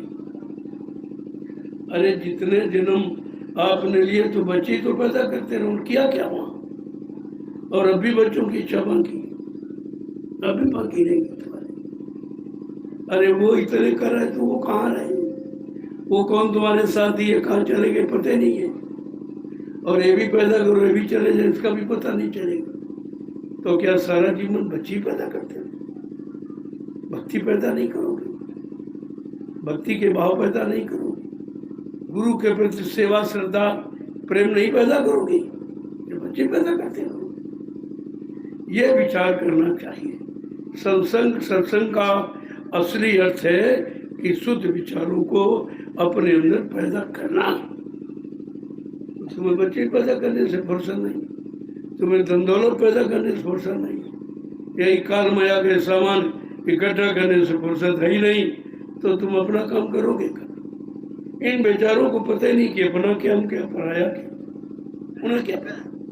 वो जो कर रहे कहते यही अपना काम, यही ईट पत्थर का मकान, कही हमारा मकान है। तुम्हारा मकान तो तुम्हारे साथ क्यों नहीं जा रहा? जमीन तुम्हारे साथ क्यों जा रही? पति तुम्हारे साथ क्यों नहीं जा रहे? तो कहा रे भाई ये तुम्हारा नहीं है, तुम्हारी भूल है, ये तो काल माया का, तुम्हारा नहीं है। जब उसके देश में आप पैदा हुए हो तो उसने अपने देश में रहने की व्यवस्था की है कि वैसे तुम्हारे देश में रहोगे नहीं, तो तुमको ये मकान दे दिया, कुछ जमीन दे दी, पत्नी बाल बच्चे दे दिए, बस उसी फंस गया, उसी में फंस के तुम रह रहे हो, कोई नहीं रहता। तो उसने तो फंसा करके अपने देश में रहने की व्यवस्था बना दी, और तुम अपने घर जाने की व्यवस्था कब बनाओगे? पहले तुम्हें मालूम नहीं तुम्हारा घर कहाँ, तुम इसी को मान बैठे। इतने ज्यादा दिन यहाँ रहते हो गया, अब इसी को अपना कह रहे हो। लेकिन जब सत्संग में पहुंचे तब पता चला कि अरे भाई ये घर तुम्हारा नहीं है, अगर तुम्हारा होता तो तुम्हारे पहले जो बुजुर्ग आए वो सब लेके चले जाते, तुम्हें मिलते ही नहीं, तुम्हारा नहीं। तुम जब तक यहाँ रहोगे इसका प्रयोग कर सकते, और जब चलोगे तो सब उधर रखवा लेगा कि जमीन भी रखो, मकान भी, पत्नी बाल बच्चे सब, और ये कपड़ा लत्ता सब रखो, एकदम नंगा करके कल आप जाओ, नंगा करके ले जाएंगे उधर नदी किनारे, लकड़ियों पर रख के जला देंगे। अब नंगा करके जलाया जा रहा है, इससे कम अपमान है, इससे बड़ा कौन सा अपमान? हमारे शर्म के मरे जा रहे हो और हम शर्म कहीं कुछ नहीं, वहां अपमान किया जाएगा। नंगा जलाएगा सब देखेंगे, और फिर भी नहीं समझ में आता कि एक दिन हमारी भी यही हालत होगी, हमें भी नंगा करके जलाया जाएगा। ये अपने कपड़े लत्ते कुछ साथ में नहीं जाएंगे, ये सोना चांदी कुछ साथ में नहीं जाएगा, ये जमीन दुकान मकान पत्नी बाल बच्चे कुछ साथ नहीं जाएंगे, हम अकेले ही जाएंगे, हमारा कोई साथी नहीं, क्योंकि तुमने साथी बनाया नहीं, साथी की तलाश तुमने की नहीं, और किसी संत महात्मा से आपने पूछा नहीं कि तुम्हारा साथी कौन है, तो आपको बता देते। तो कहते भाई संगी साथी गुरु को लेना, भेद उन्हीं का जाना, ये सारा भेद उनको मालूम है। कि तुम्हारे साथ क्या जाएगा क्या नहीं जाएगा, कौन तुम्हारा है कौन तुम्हारा है। शरीर भी नहीं है जिस शरीर के पीछे रात दिन परेशान हो, खिलाने में पिलाने में सजाने में। इसने ऐसा कैसे कह दिया, अपमान हमारा कर दिया, हमारा सामान छीन लिया, हमको लूट लिया। अरे तुम ये नहीं पता तुम तो एक दिन लूटे ही जाओगे। तुम्हारा लूटना कब बंद होगा और तुम्हारे घर वाले परिवार वाले तुमको लूट लेंगे, कुछ नहीं जाने देंगे साथ। लेकिन ये लूट नहीं मालूम कि हम लूटे जाएं।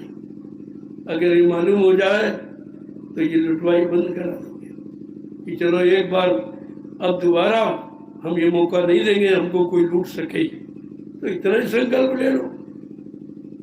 कहते अब लो निशानी अब न सके।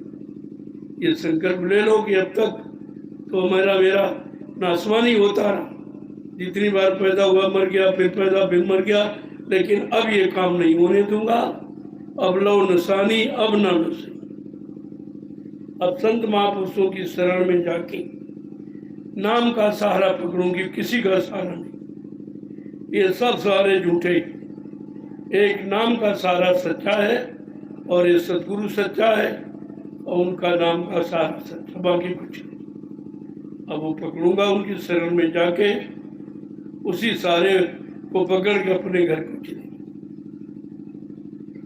तब कहते कि नहीं कि चलो जो हुआ सो हुआ, गई सो गई और रही वो बचाओ। जो समय जो उम्र चली गई धोखे में, लेकिन जो शेष बाकी है उसको तो लगाओ से, वो भी चली जाए। वो भी जा रहा आजकल सुबह शाम दोपहर, कहते कहते कहते तुम्हारा सारा जीवन जा रहा है और तुम न सुबह शाम दोपहर नहीं समझ पाए हो कि ये सुबह शाम दोपहर नहीं, ये हमारा जीवन जा रहा और फिर ये जीवन आपको मिलेगा नहीं। जय गुरुदेव, जय गुरुदेव, जय गुरुदेव, जय गुरुदेव, जय गुरुदेव। नाम किसका? प्रभु का। जय गुरुदेव। नाम किसका? प्रभु का। प्रभु का प्यारा नाम। जय गुरुदेव। देखो इस सत्संग की जरूरत है, ये हर जगह नहीं होता, सबकी जगह निश्चित है कि वचन कहाँ फरमाए जाएंगे, कौन जगह किन वचनों के फरमाने की है। इसलिए सत्संग नित्य नया होता है, पुराना नहीं। धीरे धीरे जब आओगे तो सब समझो। जो बड़े बड़े कार्यक्रम हो तो सामूहिक है, आम आवाज लोगों को सुधारने की, और ये खास सच है क्योंकि ये परमार्थी सेवा का समय है। जो रात्रि परमार्थी संधान सेवा कर रहे हो उसमें इस सत्संग की जरूरत है। तो आपको ये मिला, ये सब जगह नहीं होता और यह पूरे हिंदुस्तान सुन रहा। ऐसा नहीं कि तुम ही सुन रहे, ये जो लगे हुए हैं ये सीधा प्रसारण कर रहे हैं, पूरे हिंदुस्तान को सुना रहा है कि सुन लीजिए तुम्हारा असली काम ये है। जो तुम कर रहे हो पराया काम अपना करो जाई, पराये काम क्यों फंसना। इस शब्द को अभी तक नहीं लोग समझ पाए। तो सत्संग का मतलब फिर क्या हुआ? एक एक शब्द पर विचार करो। संत महापुरुषों के शब्द होते हैं और ज्ञानी विज्ञानियों के अक्षर होते हैं। अक्षर और शब्द में यही अंतर है। शब्द है ऊपर ले जाने वाला, अक्षर है यही फंसाने वाला। ये अक्षर विद्या पढ़ के आप फंस रहे हो। अगर संतों का शब्द ज्ञान ले लो तो निकल जाओगे। अभी तक लोग यही नहीं समझ पाए कि अक्षर ज्ञान क्या है और शब्द ज्ञान क्या। सत्संग की महिमा है, जब आओगे तब समझ में आएगा। जय गुरुदेव। अब आप लोग महाप्रसाद देखो प्रेमियों, अब समय हो गया। जो सेवा कर रहे हो तो महान है, वो महान है, इतिहास में उनका नाम है। ऐसा नहीं है, सेवा कभी निरर्थक नहीं जाती, और जब तक आदेश न हो तब तक करते रहो तो उसका विशेष फल होता। अभी आदेश थोड़ी बता कि आप बंद कर दो, तुम हमें मनमुखी हो, अपने अनुसार करते हो, बंद कर देते, तभी आपको पूरा लाभ नहीं मिलता। बात तो आदेश की है, यहाँ आदेश ही सर्वोपरि है, और आदेश एक दिन अपने सत्यदेश पहुंचा देता। अगर आदेश में आस्था पक्की हो जाए तो यह आदेश सत्यदेश जीवात्मा को पहुंचा देता, लेकिन वो सदगुरु का आदेश होता, वो काम। अब आप लोग महापुरुष जो प्रेमी सेवा कर रहे हो तो बंद कर दो। आपकी सेवा पूरी, बहुत खुश हूँ आपकी सेवा पर। यही सच्चे श्रद्धालुओं की पहचान है, वो हमेशा संदेश का इंतजार करते, भले थक जाए वहीं बैठे रहे, लेकिन बगैर आदेश के जगह नहीं छोड़ते। और तुम्हें करना ही क्या है? जब ये कह दिया पड़े रहो दरबार में, केवल पड़े रहना तो वहीं लेट जाओ, अरे नींद आई तो वहीं सो जाओ, फिर भी आपकी उपस्थिति मान ली जाएगी कि आप सेवा में रत हैं। सेवा करते करते थक गए, सो गए, वो आपकी उपस्थिति सेवा में ही मानी जाती है। बड़ा विस्तार है इसका, धीरे धीरे समझ जाओगे तो लाभ पाने के अधिकारी बन जाओगे। जो प्रेमी अभी सेवा कर रहे हैं, देखो ये दो तरह की सेवा है, गौशाले की सेवा और भंडारे की सेवा। ये दो सेवाएं आप नहीं करते थे, तो यहाँ आकर तुम्हें दो सेवा का मौका मिल गया। ये गौओं की सेवा के लिए ये गौशाला, ये भोजन उनका है, गौओं का, गायों के भोजन। कितनी बड़ी सेवा है, कितना बड़ा ये धार्मिक कार्य है कि गौओं की सेवा, उनके भोजन की सेवा के लिए आप ये परमार्थी श्रमदान सेवा कर रहे हैं। और भंडारे की सेवा, जो ये अनाज आप काट रहे हैं, भंडारे में जाएगा, कुछ परिवार में लोग खाएंगे, खा के भजन करेंगे, उसका लाभ मिलेगा। अगर ये मशीनों से कटाया जाता तो लाभ नहीं मिलता। ये प्रेमी काट रहे हैं, ये प्रेमियों की मेहनत इसमें लगी हुई। तुम क्या समझो ये सब क्यों कराया जा रहा? ये शुद्ध अनाज है, भंडारे में कितने लाख प्रेमी खाएंगे, उनके भजन की तरक्की, और जो परिवार के लोग खाएंगे उनकी तरक्की, उनको बीमारियों में राहत मिलेगी। ये प्रेमियों ने कितने श्रम परिश्रम से, धूप नहीं देखी, गर्मी नहीं देखी, वो काट के रख रहे। ये छोटी मोटी सेवा नहीं है, बहुत बड़ी है। और इसीलिए आपको ले आया गया कि तुमने कभी गौशाले की सेवा, भंडारी की सेवा नहीं की थी, चलो। ये बताया नहीं ना जाता है, सेवा बताई थोड़ी जाती बिना बताए, ताकि आप लगन से कर सको। और बता दिए जो पहले से तुम हरी मानो, अरे कहा उधर ये जो वो मन तुम्हारा दुनियादारी करने लगेगा, ऊपर मन से हटा देगा, इसलिए बताया नहीं जाता।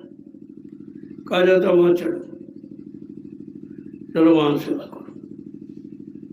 ये नहीं बताया कि वहां सत्संग भी होगा, ये कहाँ बताया गया।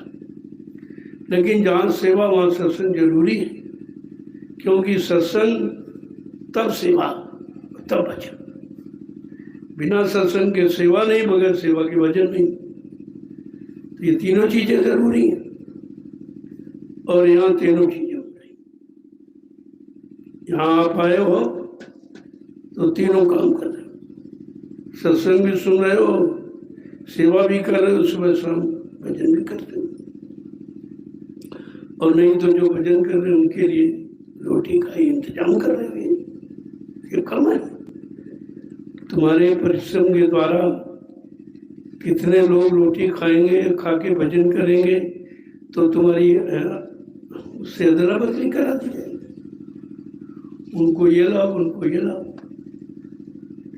तो ऐसे एक दूसरे का ट्रांसफर कर दिया जाता। सेवाओं का भी ट्रांसफर होता है, ऐसा नहीं है। जो बेचारे रोटी बना रही है कहाँ भजन करेंगे, लेकिन इन रोटी खा के जो भजन करेंगे उससे इनको मिलेगा, उससे कटौती करा के इनको दिया जाएगा। ये अग्नि के सामने बैठ के तपस्या करके आपको रोटी देते हैं। ये सबसे बड़ी सेवा है और इस सेवा का सबसे बड़ा महत्व है। लेकिन जिसको जो सेवा मिले वही सेवा को, ऐसा नहीं तो इधर वगैरह उधर वगैरह किसी सेवा में नहीं है। समय पूरा दे रहे हो तो तुम्हारी सेवा कट जाती। तुम्हें जो सेवा मिली वो करो, तो जिनको जो सेवा मिली अपनी सेवा करो, और कम बेसी होगी तो एक दूसरे से आदान प्रदान करा दिया जाए, काम सबका होगा। अब रोटी बनाने बेचारे कब भजन करें? इनके पास समय सुबह 4 बजे उठ के बर्तन धोना, फिर सब्जी दाल बनानी, ये करना, वो सुबह आपको नाश्ता देना है, दोपहर में भोजन देना, तो इनके पास समय कहाँ? इनका यही भजन है, सेवा ही। और इनकी ये परमार्थी सेवा भजन है। घर में सेवा करते वो भजन नहीं है, संगत सेवा करते ये भजन है। क्योंकि तुम भजनानंदियों की सेवा करते, घर में तो अनेक भजन करते, उनकी सेवा करते, बाल बच्चों की, इनकी उनकी सारा जीवन खपा दिया, कुछ मिला? कुछ नहीं मिला। तो सेवा अगर भजन करने वाली की सेवा करो तो उसके भजन का कुछ परसेंट आपको मिल जाए। इसलिए भंडारे चलाए जाते कि भंडारे उन प्रेमियों को भोजन बना खिलाएंगे जो भजन करेंगे या जो सेवा कर रहे हैं। तो इनको रोटी खिलाने वालों को सेवा का लाभ और भजन दोनों लाभ मिल जाएंगे, इनके पास लाभ ज्यादा होगा। इसलिए भंडारा ये सबसे बड़ी सेवा है। और अच्छा से अच्छा वो प्रेम से खिला, कोई नाराजगी में, कोई कृपणता कंजूसी में नहीं। क्योंकि तुम्हारी सेवा ये परमार्थी सेवा में गिनी जा रही, तुमको भजन वाला लाभ मिलने जा रहा, इसलिए बड़े प्रेम के साथ। और खाने वालों को भी अनुशासन में भोजन करें।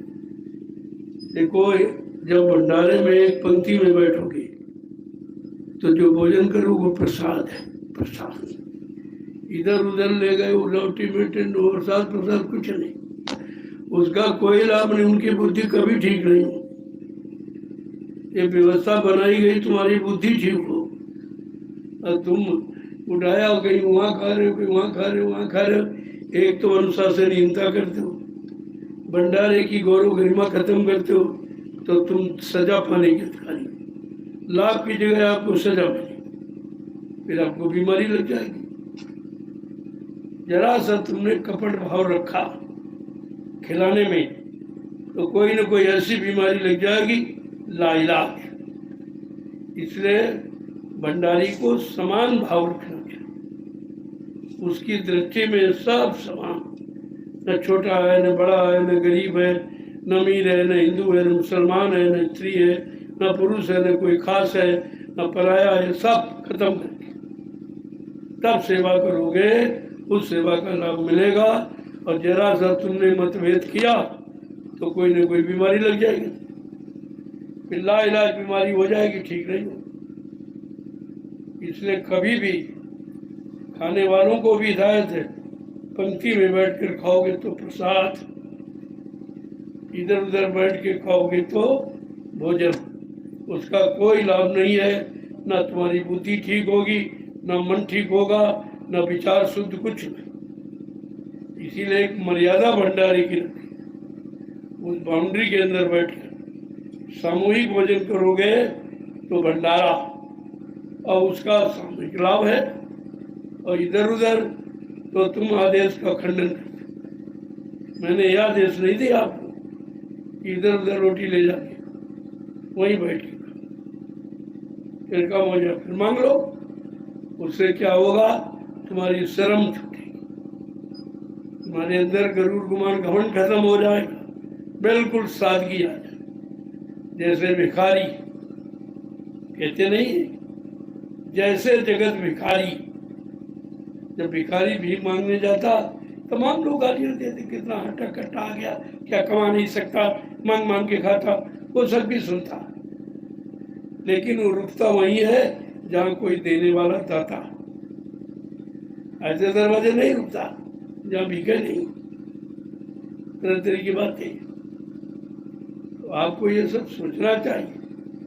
ये भंडारा है जिसमें दया का, दुआ का भंडार बना, महाप्रसाद बनाया जाता कि आपकी बीमारी परेशानी और तुम्हारी बीमारी क्यों नहीं जाती, तुम आदेश का पालन नहीं करते, सब इधर उधर मनमानी कहते, हमारी रोटी ले आना, तो रोटी हो जाएगी, फिर वो भंडारे का प्रसाद नहीं रहेगा।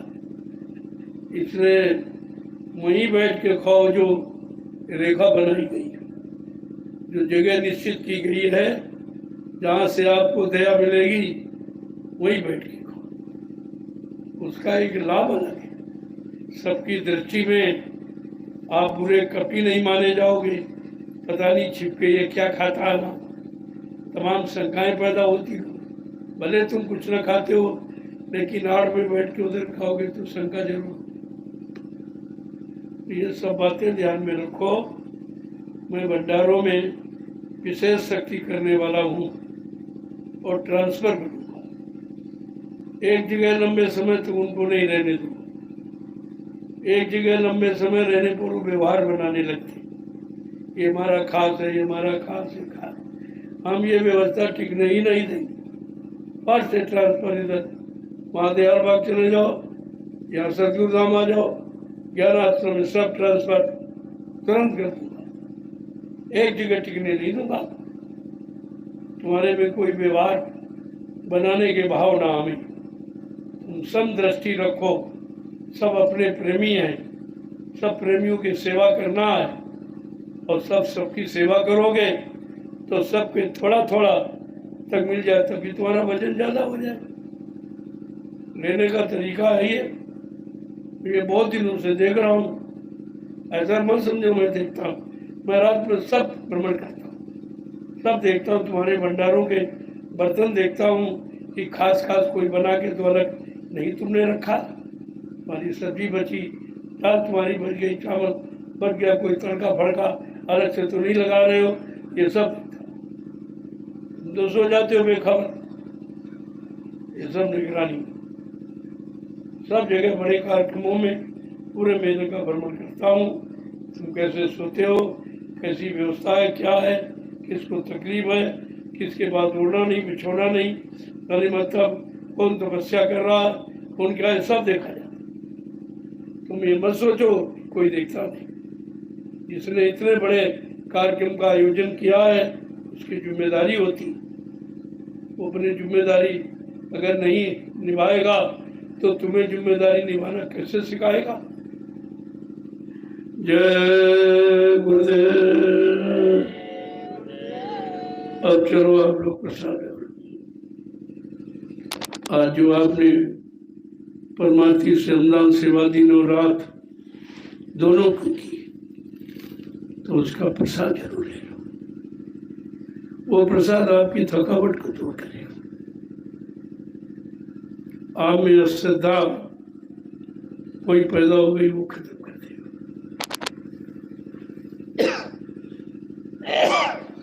चलो सब प्रेमी आ गए वहां से, हाँ आप लोग आ जाइए, अब आपकी सेवा हो गई। हिस्सा ले लो आकर के, थोड़ा और रहेगा तो कल कर लेना, कोई जल्दी नहीं, क्योंकि अभी ये तूफान का समय, देखो बहुत बड़ा तूफान था, लेकिन आप परमार्थी संतान सेवा कर रहे थे, तो यहाँ कैसे आता हूँ कि प्रेमी सेवा कर रहे, ये कोई मजदूर नहीं थे, अगर मजदूरी होती तो आ जाता, लेकिन आप सेवा कर रहे थे, तो सेवा के आगे कुदरत भी नतमस्तक हो जाती है, परमार्थी संतान सेवा। अब कितना बड़ा लाभ आपने देखा, ये पास तक आया था, वहीं से लौट गया, देखा प्रेमी ये अपने स्वार्थ की सेवा नहीं कर रहे हैं, ये भंडारे की सेवा, ये गऊओं की सेवा कर रहे हैं, इसलिए तूफान लौट गया। ये बहुत बड़ा तूफान था, ये सब गेहूं खराब उड़ जाता, लेकिन ऐसा हो जाता तो फिर भंडारे की सेवा, गऊओं की सेवा, कहाँ दो दो सेवाएं लगी हुई माँ के सेवा। तो लोगों ने बड़ा आश्चर्य, नहीं आश्चर्य की कोई बात नहीं, अगर 100 भजनानंदी जो नित्य भजन करते हैं, शाकाहारी सदाचारी ब्रह्मचारी इसका पालन करते हैं, तो 100 व्यक्ति अगर जय गुरुदेव नाम ध्वनि करने लगे तो बारिश रुक जाएगी, तूफान चला जाएगा। इस नाम में इतनी बड़ी ताकत है, कौन सा काम आप नहीं कर सकते साहब, लेकिन नियम संयम थोड़ा लागू करो। इसे जब धारण करोगे तो तुम्हारे अंदर तो वो शक्ति जो तुम जानते नहीं हो कि भक्त में क्या शक्ति, भगवान को भी आना पड़ता, पीछे पीछे दौड़ना पड़ता, इतनी बड़ी शक्ति भक्त के पास है। लेकिन वो शक्ति आशीर्वाद बांटने के लिए, श्राप बांटने के लिए नहीं है, वो अपने निजी परमार्थ बनाने के लिए। तभी तो कलयुग की भक्ति अलग है, इस भक्ति से किसी का नुकसान आप नहीं कर सकते, किसी को लाभ नहीं दे सकते, ये काम तुम्हें नहीं मिला। तुम अपने कर्म काट सकते हो, अपनी जीवात्मा के उद्धार में सहयोग कर सकते हो, बाकी और दूसरे की हमारे खुशी में आ गए, आशीर्वाद देने लगे तो गुस्सा हो गए तो उसको श्राप, और सब खत्म हो गया, जो किया करा सब बेकार।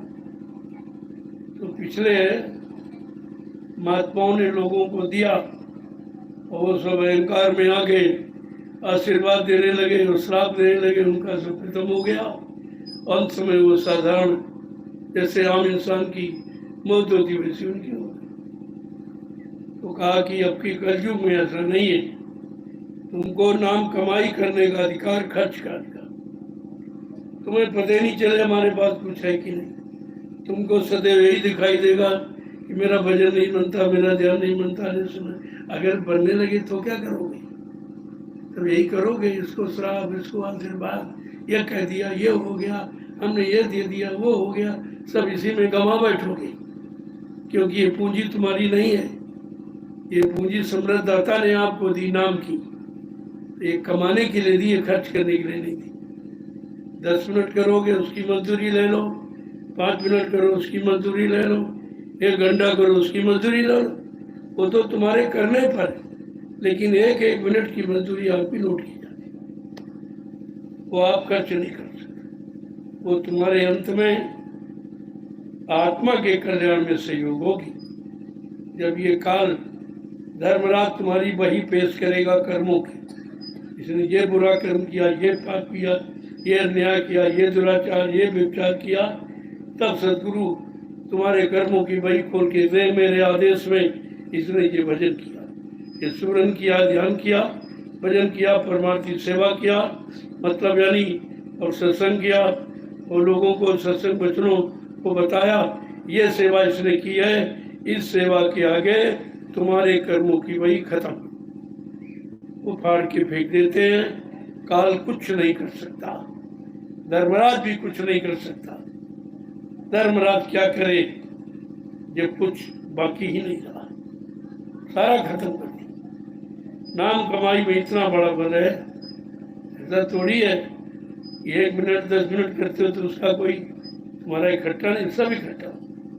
एक एक बूंद से घड़ा भर जाता, एक एक ईंट से दीवार बन जाती, एक एक फूल से गलहार माला बन जाता। ऐसा नहीं कि एक एक मिनट से तुम्हारा अध्यात्म इकट्ठा हो जाता।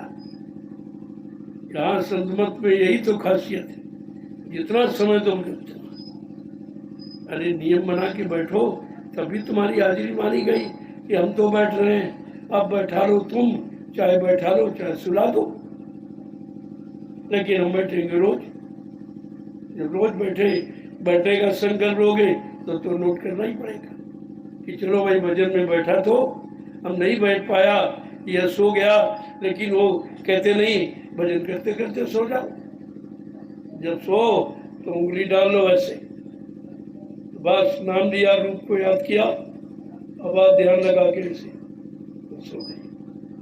तुम्हारा भजन में मान लिया जाएगा, सोना भी भजन में मान लिया जाएगा। बैठे हो, ध्यान कर रहे हो, नाम का रूप का, ये भजन ही तो कर रहे हो, और क्या कर रहे हो? ये भजन ही सब है। चलते चलते भजन होता, भजन कोई हाथ पैरों से थोड़ी होता, भजन तो मन से। मन को अगर माला पकड़ा दूं कि मन तू भजे गुरु का नाम, ऐ मन तू गुरु के नाम को भज। अब हाथ से नहीं माला करूंगा, तुझसे करवाऊंगा, क्योंकि हाथ से करने पर तू नींद ले आता, तू करने नहीं देता, तू सो जाता है, इधर उधर भाग जाता है विषय भोगों में, करने नहीं देता।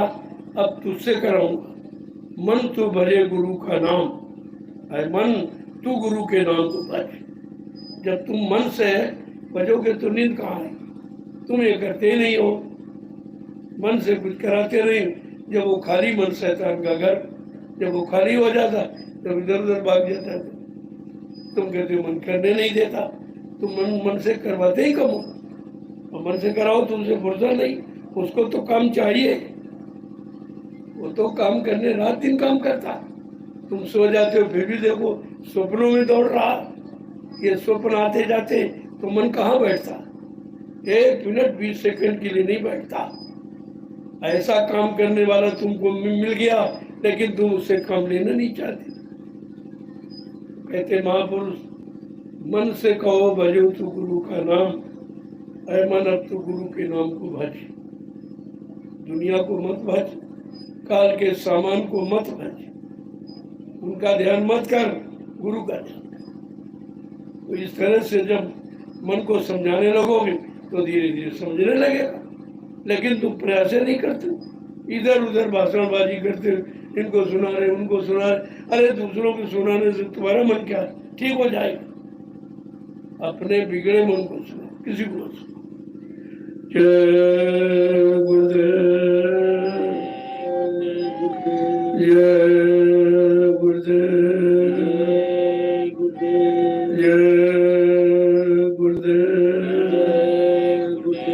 जय गुरुदेव। नाम किसका? जय गुरुदेव। नाम किसका? प्रभु का प्यारा नाम। जोर से बोलो, सब मिल बोलो, बोलना होगा, अभी से बोलो। दुख दर्द हरेंगे, सब कष्ट मिटेंगे, सुख शांति भी देंगे, सबके दाता, सबके मालिक। प्रेम से बोले, ये नाम नहीं इंसान का, ये नाम है प्रभु का, ये काम नहीं इंसान का, ये काम है प्रभु का। ये सच्चाई है नाम की। अब जितने भी काम चाहे भौतिक हो चाहे आध्यात्मिक, वो गुरु नाम से और किसी नाम से नहीं। पिछले नामों से कुछ नहीं होगा, क्योंकि वो अपने अपने समय के नाम थे, अपने अपने समय के जीवों के काम के लिए आए थे। लेकिन आज कलयुग है, ये कलयुग का जगाया जय गुरुदेव नाम और प्रभु का है, ये किसी आदमी इंसान का नहीं है। तो जय गुरुदेव कोई थोड़ी बन जाएगा, गुरु कोई नहीं बन सकता और ना कोई बनता है। यहाँ हमेशा जिन्होंने जो काम करने आए जीवों का या जिनको आदेश मिला काम करने का, उन्होंने अपने लिए कुछ नहीं, अपना कोई प्रचार नहीं, अपने कोई नाम का प्रचार नहीं, वो जगाए नाम का प्रचार करते और अपने कोई मान सम्मान की बात नहीं करते, ना किसी से कोई लेने देने की बात करते, ना अपने को गुरु सदगुरु संत कहते, कुछ नहीं, क्योंकि उनको सेवा का काम दिया। तो फिर अपना नाम कैसे वो कहेंगे कि हमारा ये नाम, हमारा ये का सेवा तुम्हें करनी है और सेवा करो। इसलिए सेवा का सेवक ही उनका नाम हो जाता, जो सेवा करते वही नाम हो जाता। वो तो माँ बाप का रखा हुआ शरीर का नाम होता है अपने परिचय के, बाकी उनका वो नाम नहीं। वो जो काम करते हैं, जिस आदेश का पालन करते हैं, वही उनका नाम होता है और उसी नाम को प्रचार करते हैं। वो अपने नाम का प्रचार नहीं करते, ना अपने को कभी कुछ कहते हैं। अब जिनको लाभ मिलता है, जिनका कुछ काम हो जाता है, जिनको दया मिलती हो, तो कुछ न कुछ कहने लगते हैं और वो कहते हैं अपने अनुसार। जिनको कुछ मिला है, मिल रहा है, तो कहेंगे इनकी श्रद्धा है। किसी की आस्था श्रद्धा को मिटा नहीं जा सकता, लेकिन जो काम करने आते वो अपना कोई नाम नहीं रखते, कोई भी नाम नहीं। जय गुरुदेव। अब आप लोग प्रसाद ले लीजिए। ये रात्रि संदान सेवा, जो गौशाले की सेवा और भंडारे की सेवा के लाभ जो ये अनाज काट रहे हो, ये बहुत बड़ी सेवा है और ये हिंदुस्तान में कहीं नहीं होगा, कोई नहीं करता। अपने परिवार की तो सेवा करते हो, सब गेहूँ काट रहे हैं, लेकिन ये जो गेहूँ काटा जा रहा है इसका कुछ अलग है। ये काटने वाले अपने लिए नहीं काट रहे, ये भंडारे के लिए काट रहे, ये गऊ की सेवा के लिए चारे की व्यवस्था कर रहे हैं।